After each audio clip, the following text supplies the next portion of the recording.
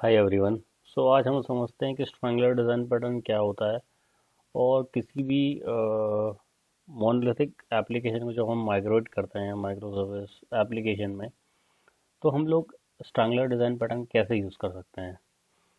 जैसे कि आप जानते हैं कि कोई भी मोनोलिथिक आर्किटेक्चर जो होता है वो क्या करता है कि सारा का सारा कोड बेस जो है एक साथ उसमें रहता है। लाइक हमारा बिजनेस लॉजिक, हमारा डेटा एक्सेस लेयर, हमारा यूज़र इंटरफेस और बाकी जितने भी हमारे कंपोनेंट्स हैं उनका सारा का सारा कोड बेस एक ही होता है। एंड वो डिप्लॉय भी एक साथ ही होते हैं और वो टाइटली कपल्ड होते हैं एक दूसरे के साथ, जिसकी वजह से उसमें बहुत सारे प्रॉब्लम्स हैं। लाइक स्केलेबिलिटी उसमें नहीं है, कॉम्प्लेक्सिटी बहुत ज़्यादा है, डिपेंडेंसी बहुत ज़्यादा है और भी बहुत सारे इशू हैं, जिसकी वजह से हम लोग क्या करते हैं, अपने माइक्रो मोनोलिथिक को माइक्रो सर्विस में हम लोग कन्वर्ट करते हैं। उसके हमारे फ़ायदे हैं, लाइक इंडिपेंडेंट मॉड्यूल्स हो जाते हैं एंड टेक्नोलॉजी पे हमें डिपेंडेंट नहीं लगता। हम कोई भी माइक्रो सर्विस किसी भी टेक्नोलॉजी में डेवलप कर सकते हैं। इसके अलावा इजी टू स्केल होती है, कोई भी माइक्रो सर्विस हम लोग इजीली स्केल कर सकते हैं। एंड जिस माइक्रो सर्विस को हमें स्केल करना है सिर्फ हमें उसी को स्केल करना होता है। इसमें हमें पूरे के पूरे लाइक एप्लीकेशन को स्केल करने की ज़रूरत नहीं है या सारे के सारे कंपोनेंट को स्केल करने की ज़रूरत नहीं। तो माइक्रो सर्विस के अपने आप फ़ायदे हैं, जो कि हम लोगों ने ऑलरेडी एक मैंने वीडियो बनाई, उसमें मैंने डिस्कस किया हुआ ये सब। आप वो देख सकते हो। बेसिकली स्ट्रैंगलर डिज़ाइन पैटर्न में हम क्या सीखेंगे यहाँ पे कि जब भी आपको किसी मोनोलिथिक आर्किटेक्चर को माइक्रो सर्विस आर्किटेक्चर में कन्वर्ट करना है, तो आप स्ट्रैंगलर डिज़ाइन पैटर्न कैसे यूज़ कर सकते हो, राइट। होता क्या है कि सपोज आपके पास एक मोनोलिथिक एप्लीकेशन है पहले से, और आपके पास लाइक एक काम आया कि आपको इस मोनोलिथिक एप्लीकेशन को माइक्रो सर्विस में कन्वर्ट करना है, जो कि आजकल इंडस्ट्री में बहुत ज़्यादा फेमस है माइक्रो सर्विस आर्किटेक्चर। तो आप क्या करोगे, लाइक एक तरीका ये है कि आप पूरा का पूरा कोड रीराइट करो, सारे के सारे कंपोनेंट रीराइट करो, और आपको टीम बनानी पड़ेगी। और उसमें आपको क्या है, काफ़ी टाइम लगता है, 1 साल भी लग सकता है, 1.5 साल भी लग सकता है, डिपेंड कि आपका कितना बड़ा प्रोडक्ट है उसके अकॉर्डिंगली, राइट। तो उसमें आपकी फिर टेस्टिंग वन गो में होगी, एंड फिर उसमें आपका काफ़ी ऐसे मतलब ऐसी चीज़ों में काफ़ी टाइम जाता है, और आपको जो रिजल्ट है वो 1-1.5 साल बाद आपका पता चलेगा कि भाई आपकी माइक्रो सर्विस किस टाइप का आपका बना है। बेसिकली हम लोग इस अप्रोच के साथ ना जाके हम लोग किस अप्रोच के साथ जाते हैं, स्ट्रैंगलर डिज़ाइन पैटर्न में। स्ट्रैंगलर डिज़ाइन पैटर्न में हम लोग क्या करते हैं, बेसिकली जैसे अभी मेरे पास एक सर्विस है, एक ऑर्डर सर्विस, एक प्राइसिंग सर्विस, एक टाइटल सर्विस है, करेंसी सर्विस है। ये एक मोनोलिथिक एप्लीकेशन है जिसमें अलग अलग टीमें काम कर रही हैं बेसिकली, ठीक। तो अभी हम यहाँ पे क्या करते हैं कि हम एक सर्विस लेते हैं, ऑर्डर सर्विस, और इसको हम लोग कन्वर्ट करते हैं माइक्रो सर्विस में। एंड बाकी जो एप्लीकेशन है वो सब के सब किस में, मोनोलिथिक में ही है, राइट। इस तरीकों को कहते हैं स्ट्रैंगलर डिज़ाइन पैटर्न, जहाँ पे हम क्या करते हैं, एक एक सर्विस को उठाते हैं और उसको क्या है, माइक्रो सर्विस में उसको कन्वर्ट करते हैं। तो जैसे हमने यहाँ पे ऑर्डर सर्विस उठाई है, अगर मेरी ऑर्डर सर्विस बन गई और सब कुछ मेरा प्रॉपर हो गया, तो उसके बाद मैं दूसरी उठा सकता हूँ जो कि प्राइसिंग है। फिर प्राइसिंग को भी माइक्रो सर्विस बनाऊंगा मैं, एंड वैसे टाइटल को बनाऊंगा और वैसे करेंसी को बनाऊंगा, एंड मेरा मोनोलिथिक का जो है पूरा का पूरा एप्लीकेशन जो होगा माइग्रेट हो जाएगा माइक्रो सर्विस में।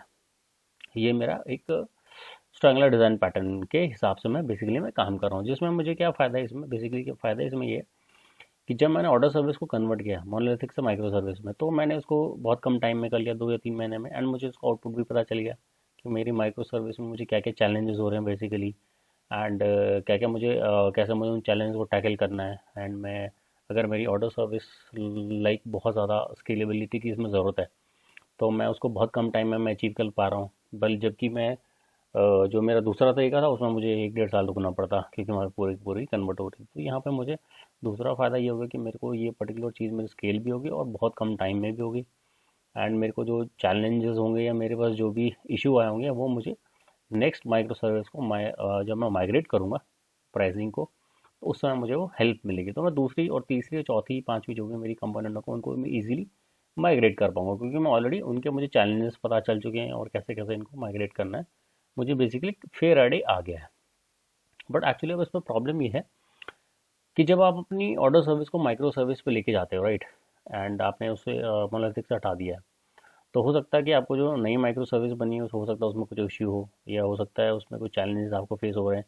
क्योंकि भाई आपको प्राइसिंग को ऑर्डर से कनेक्ट करना है, ऑर्डर को मान लो टाइटल से कनेक्ट करना है, तो ये कम्युनिकेशन कैसे जा रहा है कि पहले प्राइसिंग पे कॉल आई, प्राइसिंग ने ऑर्डर सर्विस पे कॉल किया जो कि कहीं और बैठी हुई है, किसी और इंस्टेंस पे, किसी और सर्वर पे चल रही है। फिर वो टाइटल को कॉल करे, तो हो सकता है इस बीच में अगर आपका कनेक्शन ब्रेक हो गया या कुछ कोई भी इशू आ सकता है, राइट। तो ये सब से आपका बिजनेस हो सकता है इम्पैक्ट हो जाए, कि जहाँ पे आप ने सर्विस तो नहीं बना ली, स्केल भी कर ली, बट हो सकता है ये सब चीज़ों की सरकमस्टांस ऐसे बन जाए कि आपका बिजनेस जो है इम्पैक्ट हो रहा है। आपका ऑर्डर, मान लो आपके ऑर्डर सर्विस पे आपके अगर मान लो 100 ट्रांजेक्शन जा रहे हैं, उसमें से 90% आपके सक्सेस रेट है, पर 10 आपके फेल हो रहे हैं। तो इससे क्या हो सकता है, आपका बिजनेस इम्पैक्ट हो सकता है, राइट, क्योंकि एटलीस्ट आपके 10 तो फेल हो ही रहे हैं। तो आपको फिर इस केस में आप ये भी एक प्रॉब्लमेटिक है बेसिकली, कि आप इस चीज़ को कैसे टैकल करोगे, क्योंकि आप नई टेक्नोलॉजी पे चले गए और जो इशू आ रहे हैं उनको रेक्टिफाई करने के लिए आपको टाइम चाहिए। ऐसा तो है नहीं कि आप हैंड टू हैंड किसी चीज़ को आज के आज ही उसको सॉल्व कर लेगा, उसमें टाइम लग सकता है हफ्ता 10 दिन का, राइट। तो इस प्रॉब्लम को एक्चुअली कैसे हम लोग सॉल्व करते हैं वो हम इसमें देखते हैं। तो ये जो बेसिकली इसको कहते हैं ट्रांसफॉर्म एलिमिनेट पैटर्न। तो इसमें क्या होता है कि फर्स्ट पेज हमारा ट्रांसफॉर्म का है, जिसमें हम क्या कर रहे हैं, लेगेसी से माइक्रो सर्विस की तरफ जा रहे हैं बेसिकली। यहाँ पे जो हमारा फर्स्ट फेज है, जहाँ पे हमारा डेवलपमेंट हो रहा है, ठीक है। दूसरा फेज हमारा ये है कि जब हमने जो मॉडर्न एप्लीकेशन है, जो माइक्रो सर्विस है, वो हमने डेवलप कर दी है और वो अभी रन भी हो रही है, राइट, प्रोडक्शन में। तो हम क्या करते हैं, राउटर पे, अब जो हमारा राउटर है जहाँ पे रिक्वेस्ट आ रही है, वो लेगेसी को भी भेजेगा कुछ रिक्वेस्ट, और कुछ मॉडर्न जो हमारे माइक्रो सर्विस है उसको भी भेजेगा। यहाँ पे ये हमें मैनेज करना पड़ेगा, जो हमारा लोड बैलेंसर होता है। तो इसमें क्या हमें, जैसे अभी हमारी बहुत इनिशियल फेज में है माइक्रो सर्विस, तो हम लोग ऐसा कुछ कर सकते हैं, लाइक 100 में से हम इस पर सिर्फ 20 भेजेंगे।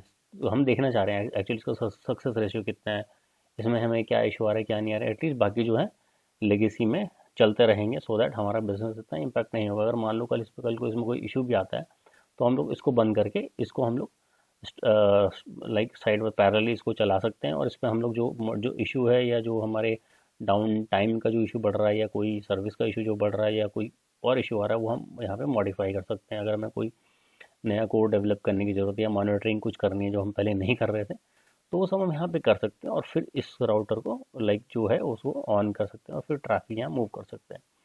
तो इस ये बेसिकली को एग्जिस्ट का कॉन्सेप्ट है, जहाँ पे हमारा पुराना भी चल रहा है और नया भी चल रहा है, राइट। तो इससे हमारा बिजनेस जो है इतना हैम्पर नहीं हुआ, राइट। हमारे पास एटलीस्ट एक बैकअप मॉड्यूल है जो चल रहा है। फिर उसके बाद आता है थर्ड फेज। थर्ड फेज में क्या होता है कि जब हम लोगों ने ये कोई एग्जिस्ट पैटर्न चलाया, लाइक हमने एक डिसाइड किया कि भाई हम इसको 1 महीने तक चलाएंगे और देखेंगे कि हमारा जो माइक्रो सर्विस है वो कितनी बढ़िया काम कर रही है। सपोज उसमें सारी की सारी रिक्वेस्ट जा रही हैं और 99% उसका सक्सेस रेशियो बहुत बढ़िया चल रहा है, राइट। तो हम क्या करेंगे, पुरानी जो लेगेसी एप्लीकेशन की जो पहले जो कॉल जा रही थी उसको हम बंद कर देंगे, और जो भी हमारी राउटर पे अब जो कॉल आ रही है वो डायरेक्ट कहाँ जाएंगी, नहीं, जो हमने मॉडर्न माइक्रो सर्विस बनाई है। तो इसमें हमने क्या एलिमिनेट किया बेसिकली, ओल्ड जो हमारी लेगेसी एप्लीकेशन थी वो हमने इसको यहाँ से बंद कर दिया उसका ट्रैफिक, क्योंकि एक्चुअली हमें तो माइग्रेट होना है। तो ये एक 3 फेज टेक्निक जो है आपको अपनानी चाहिए जब भी आप स्ट्रांगलर डिज़ाइन पैटर्न यूज़ करते हो। और ये बिजनेस वाइज ये अभी आपको बहुत लाइक समझने में बहुत इजी लग रहा होगा कि यार ये तो बहुत इजी है, बट जब आप एक्चुअली इसको डेवलप करोगे और जब आप बिजनेस के पॉइंट ऑफ व्यू से सोचोगे, तो ये बहुत इंपॉर्टेंट पॉइंट्स होते हैं जो जो कि रियल वर्ल्ड में यूज़ होते हैं। रियल वर्ल्ड में इनको बहुत ज़्यादा यूज़ किया जाता है। अगर आप ये ध्यान नहीं रखोगे, या अगर आपने मिस कर दिया, तो आपको जो है प्रोडक्ट में बहुत ज़्यादा प्रॉब्लम आ सकती है, जैसे हमने पहले डिस्कस किया, ठीक है। बट अब इसमें एक चीज़ है कि आप कोई भी कंपोनेंट को आप कैसे डिसाइड करोगे कि कौन सा कंपोनेंट जो है पहले इसको हम लोग लाइक माइक्रो सर्विस बनाएंगे, जो मोनोलिथिक का कौन सा कंपोनेंट है। तो उसको चूज़ करने के बेसिकली 2 मेजर तरीके होते हैं। एक तरीका ये होता है कि आप आइडेंटिफाई कर लो कि आपको जो कंपोनेंट है कौन जो है क्लाउड के साथ सबसे ज़्यादा सुटेबल है, ईजी टू सुटेबल और ईजी टू स्केल कौन सा है। तो सपोज आपके पास जैसे हमारे पास थे डिफरेंट डिफरेंट, जैसे हमें पता था कि ऑर्डर सर्विस जो है हमारी, इसको बहुत ज़्यादा स्केलेबिलिटी की ज़रूरत है हमारी जो ऑर्डर सर्विस है, क्योंकि इस पर हमारा बहुत ज़्यादा ट्रैफिक आता है। तो हम लोगों ने क्या किया, वहाँ पे ऑर्डर सर्विस को लेकिन माइक्रो सर्विस बना दी, और उसको हम लोग उसके बाद अगर माइक्रो सर्विस बन गई है, तो आप उस पर कितने भी इंस्टेंस बना सकते हो और इजी टू स्केल कर सकते हो। ये आपके पास कोई ऐसा कंपोनेंट है जो आपको लगता है कि क्लाउड के साथ इजीली ये क्या हो जाएगा, इंटीग्रेट हो जाएगा, तो आप सबसे पहले उसको कर सकते हो, क्योंकि वो इजीली भी हो जाएगा। और आप और जो माइक्रो सर्विस के जो यूज़ हैं वो आप सारे उसके लाइक एडवांटेजेस आप ले सकते हो। तो पहला तरीका तो ये है कि आप फाइंड आउट कर लो कि आपका कौन सा बेटर सूटेड है क्लाउड के लिए, और आपके लिए जो स्केलेबिलिटी के लिए सबसे इंपॉर्टेंट है। दूसरा तरीका जो बहुत कॉमन तरीका जो हर जगह यूज़ होता है वो होता है बिजनेस रिक्वायरमेंट, कि आपके बिजनेस के अकॉर्डिंग आप चूज़ करो कि आपके पास सपोज़ 5 कंपोनेंट है। जैसे आप अगर फ्लिपकार्ट और अमेज़न का एग्जांपल हो, तो अगर आप देखोगे सबसे ज़्यादा उनका जो ट्रैफिक होगा वो हमें से सर्च कंपोनेंट पे होगा, जहाँ पे उसको सर्च करके प्रोडक्ट दिखाने रहे, क्योंकि उनका फर्स्ट कंपोनेंट है, हर यूज़र जाता है वहाँ पे सर्च करता है, उसके बाद वो डिसाइड करेगा उसको प्रोडक्ट लेना है नहीं लेना, कार्ट में ऐड होना नहीं होना है, तो बात की बात है। बट सबसे पहले वो क्या करेगा, सर्च करेगा। तो सर्च में हमेशा उनको हाई वॉल्यूम्स रहेंगे, राइट। तो ऐसे आपको आपका ढूंढना है अपने यूज़ केस पे कि आपके लिए कौन सा कंपोनेंट है जो सबसे ज़्यादा इंपॉर्टेंट है, जिसको आपको सबसे पहले आपको क्या करना है, स्केल करना है, राइट। तो जब आप ये सब ढूंढ लोगे तो आप फिर स्ट्रैंगलर डिज़ाइन पैटर्न का आप यूज़ करोगे, जैसे हमने डिस्कस किया वन बाई वन। उसमें आप थ्री फेज टेक्निक का यूज़ करोगे, transform, coexist and eliminate. And finally जब आप ये सब कर लोगे, आपको लग गया कि आपका सब कुछ बढ़िया चल रहा है माइक्रो सर्विस, तो आपका पूरा का पूरा एप्लीकेशन क्या हो जाएगा, मोनोलिथिक से माइक्रो सर्विस में आपका माइग्रेट हो जाएगा। एंड उसके बाद आराम से अपना इजी टू स्केल कर सकते हैं, इंडिपेंडेंसी बढ़ जाएगी कोड की, डिप्लॉयमेंट इजी हो जाएगा, माइग्रेशन इजी हो जाएगा, बहुत सारे इसके फ़ायदे होते हैं। कॉम्प्लेक्सिटी बढ़ जाती है ऑफकोर्स माइक्रो सर्विस एप्लीकेशन की, क्योंकि आपको मॉनिटर करना पड़ता है different different like micro service को। बट चैलेंजेस तो आते ही हैं माइक्रो सर्विस में। सो एक ब्रीफ था स्ट्रैंगलर डिज़ाइन पैटर्न के बारे में। एंड आई होप कि आपको थोड़ा बहुत समझ में आया होगा। अगर आपको कोई डाउट है तो आप कमेंट कर सकते हैं। एंड अगर आपको ये वीडियो अच्छा लगा तो आप लाइक करिए, कमेंट करिए, सब्सक्राइब करिए, एंड मिलते हैं आपको नेक्स्ट वीडियो में।